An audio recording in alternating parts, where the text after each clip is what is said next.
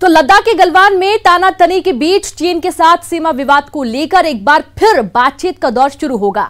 तीसरे दौर की बातचीत कल यानी कि मंगलवार को होगी और आपको बता दें कि चीन और भारत के बीच एलएसी पर तीसरे दौर की वार्ता मंगलवार को होगी।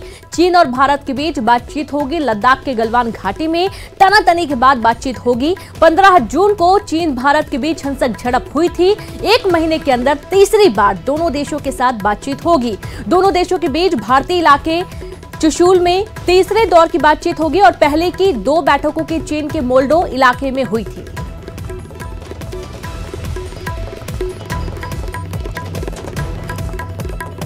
और चलिए अहम खबर, कल मंत्रिमंडल विस्तार पर संशय बरकरार है क्योंकि सीएम शिवराज सिंह चौहान आज रात दिल्ली में ही रुकेंगे।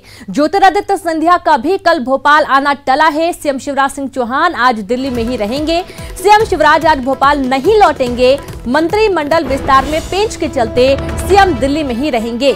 तो यानी कि जो तैयारी थी कि मंत्रिमंडल का जल्द विस्तार होगा, यानी कि अब थोड़ा और रुकना होगा क्योंकि सीएम शिवराज सिंह चौहान दिल्ली में ही आज रात बिताएंगे। ज्योतिरादित्य सिंधिया का भी कल भोपाल आना टल चुका है और यहां से समझ सकते हैं कि मंत्रिमंडल के विस्तार की जो अटकलें तेज थीं उस पर अभी थोड़ा सा विराम रहेगा। कल मंत्रिमंडल विस्तार पर संशय पूरा बना हुआ है। सीएम शिवराज सिंह चौहान आज रात दिल्ली में ही रुकेंगे। ज्योतिरादित्य सिंधिया भी कल भोपाल आना उनका टल चुका है। सीएम शिवराज सिंह चौहान आज दिल्ली में ही रहेंगे और इसके चलते कहा जा रहा है कि मंत्रिमंडल विस्तार में पेंच के चलते सीएम दिल्ली में ही रहेंगे।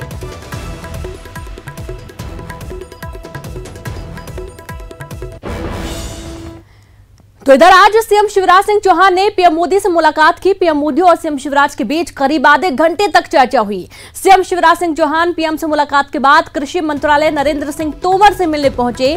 वहीं आज सीएम ने गृह मंत्री अमित शाह, बीजेपी राष्ट्रीय अध्यक्ष जेपी नड्डा और ज्योतिरादित्य सिंधिया से भी मुलाकात की। आपको बता दें सीएम कल भी पार्टी के तमाम नेताओं से मिले थे।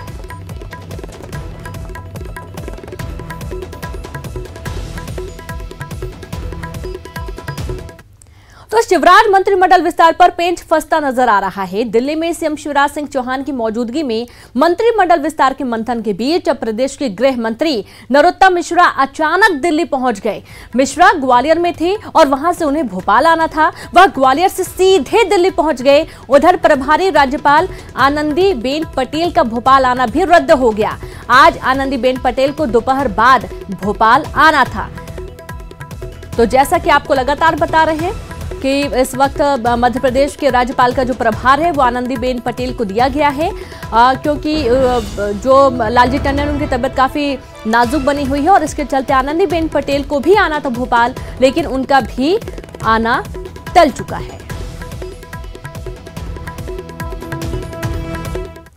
तो अब आपको हम बता दें कि अब तक क्या क्या हुआ है। तो मंत्रिमंडल विस्तार को लेकर लगातार चर्चा हो रही है। सीएम शिवराज सिंह चौहान ने गृह मंत्री अमित शाह से मुलाकात की। अमित शाह के बाद जेपी नड्डा से सीएम मिलने पहुंचे और दिल्ली दौरे के दौरान अमित शाह से 2 बार मुलाकात हुई। कल रात और आज सुबह भी मुलाकात हुई। जेपी नड्डा से कल से आज 3 बार बैठक हुई, बातचीत हुई। दोपहर में ज्योतिरादित्य सिंधिया से भी मुलाकात हुई।